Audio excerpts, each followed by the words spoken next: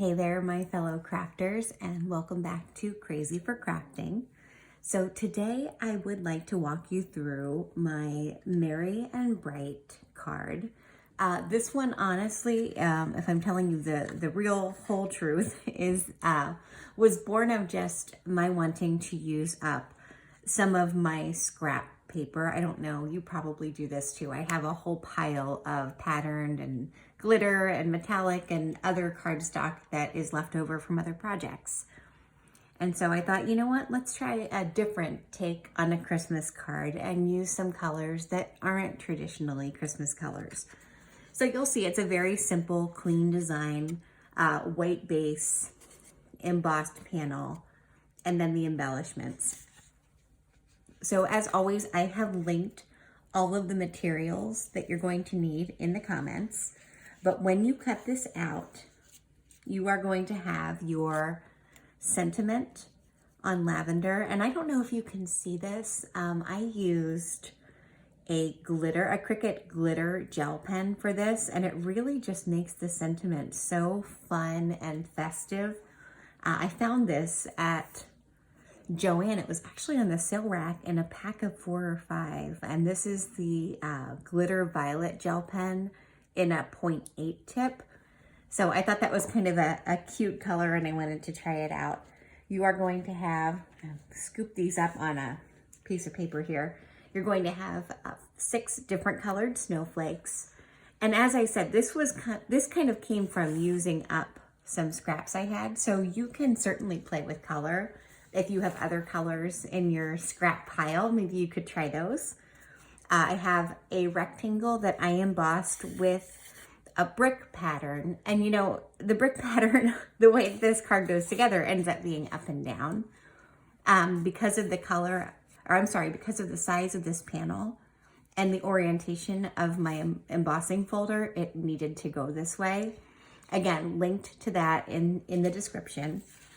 And then finally, you're going to have your card base, which has the score line right down the center. I did mine with the Cricut Maker 3 and the scoring wheel. You can certainly use a scoring stylus. I'm gonna go ahead and just get that folded. I do like to use my bone folder just for a really nice, clean fold. And then we're actually just gonna put him off to the side. And I like to kind of assemble this, this embossed panel first. So I'm going to start with the snowflakes. For whatever reason, the times that I've made this, I've worked from right to left. So I'll do that again. You can use the photo as sort of a guide for snowflake placement. It's really fairly freeform. The important part is to leave some space down here for your caption. And so because this is one of those, you know, delicate little pieces, I just like to do some dots. I am using my Fairly Art Precision Craft Glue, which is my favorite.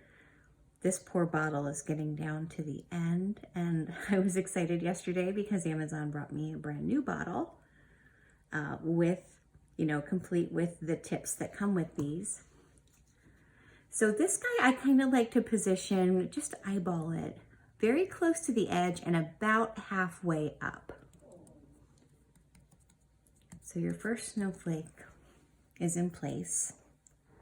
We're gonna grab snowflake number 2. Now you could always, I suppose, if you were worried about placement, you could always, you know, kind of, I guess, make a pencil mark on the card in a place that would be covered, of course, with the snowflake, so that you sort of know where you want to put it. You know, snowflakes are all different, and so I don't mind if each of my cards is slightly different too. Gosh, this silicone mat makes things a little tricky. So this one I like to put up a little bit higher, and I like to kind of make sure that my snowflakes aren't all facing, you know, that all of the arms of my snowflakes, we'll call them, aren't all facing in the same direction. Now I do let them overlap just a bit. And I like these kind of cool winter colors. I did, you know, shout out to the traditional red and green. I did include a red and a green just because I happen to have some scraps. And full disclosure, today when I cut out the pieces for the tutorial, I realized that the light lavender that I had used on the original sample card, I didn't have any more of that in my scrap pile. So my sentiment tonight is slightly darker, and that's all right.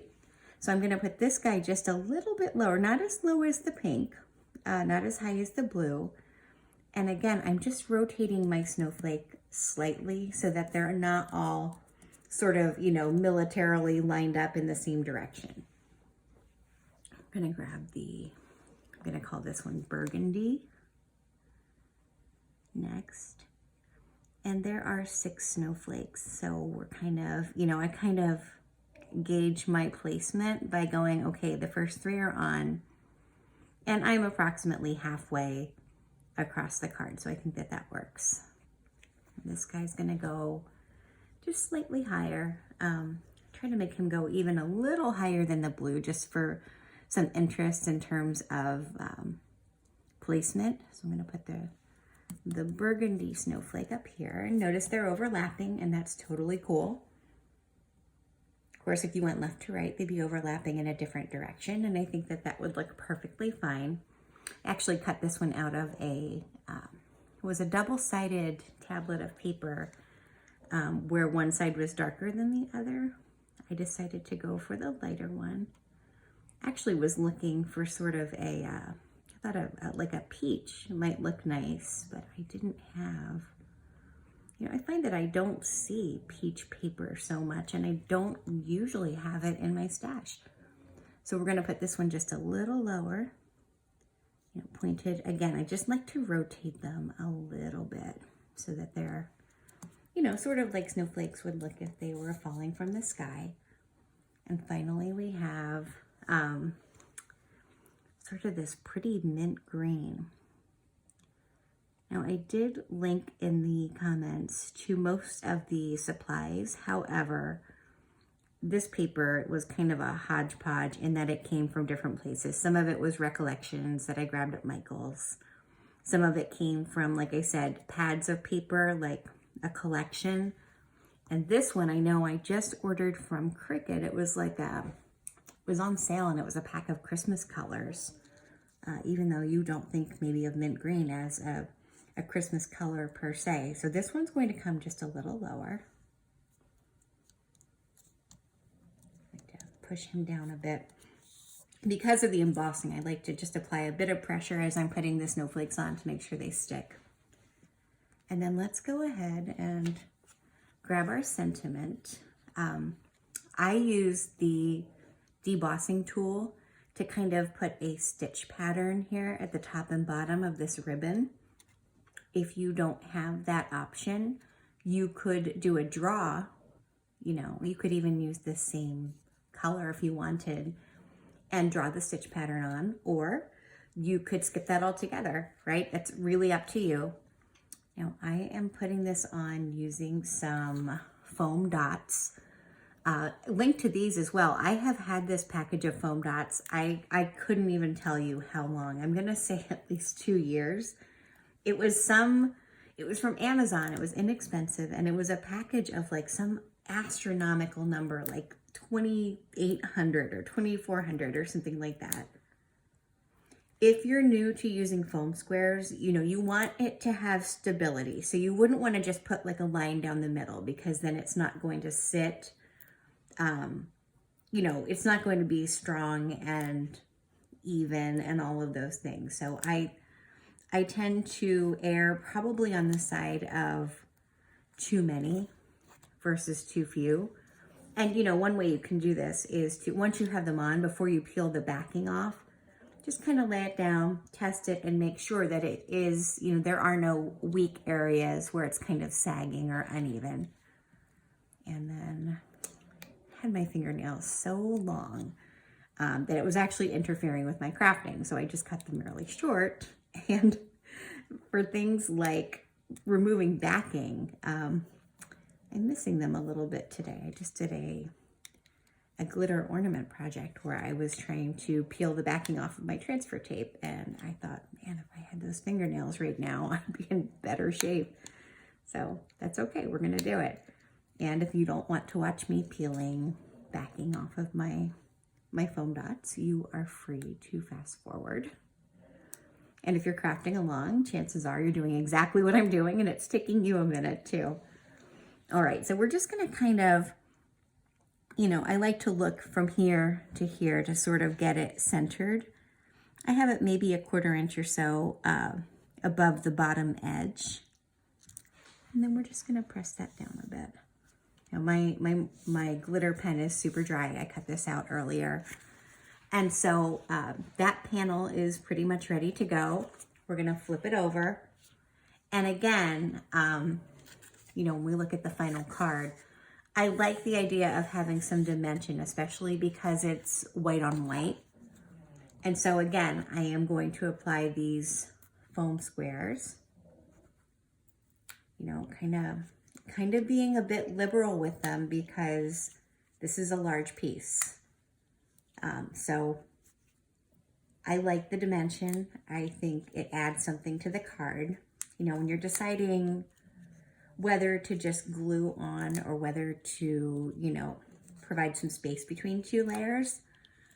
For me, I like to think about, does it add interest to the card? You know, does it make the card better or more visually appealing? And if the answer is yes, okay, let's do that. And if the answer is, I don't know why I'm doing this other than just to do it, then maybe think about that. You know, I'm not an artist.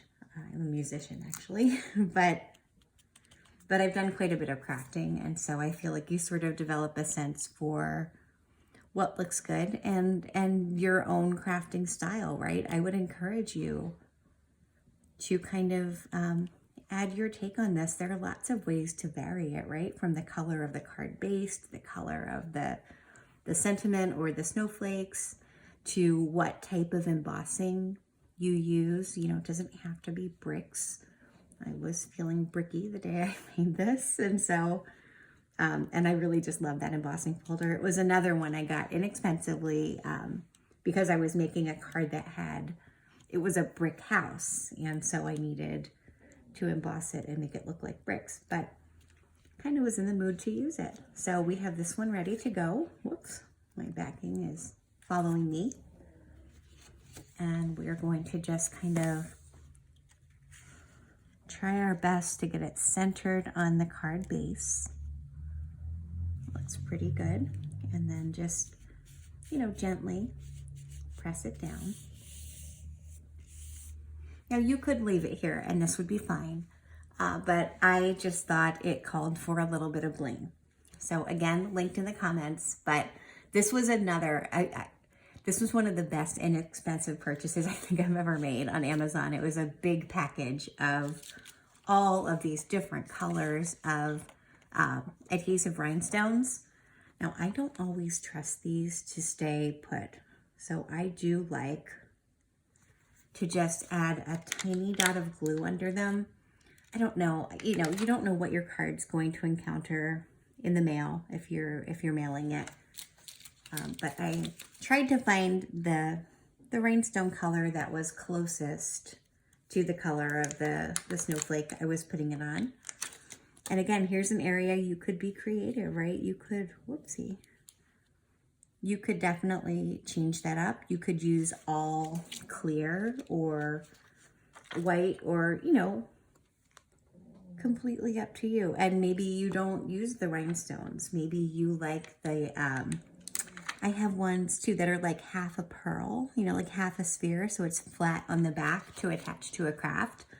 And I have those that are metallic, silver and gold. And I have them where they actually look sort of like pearls in a variety of colors and sizes.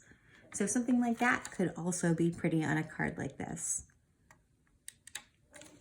But I hope, you know, I'm kind of like this. I hope that when you see this project or any project, you kind of start thinking, it may get the creative juices flowing on how could I make that project more, you know, my style, or in what ways could I change that to make it, you know, reflect who I am or, you know, how I work.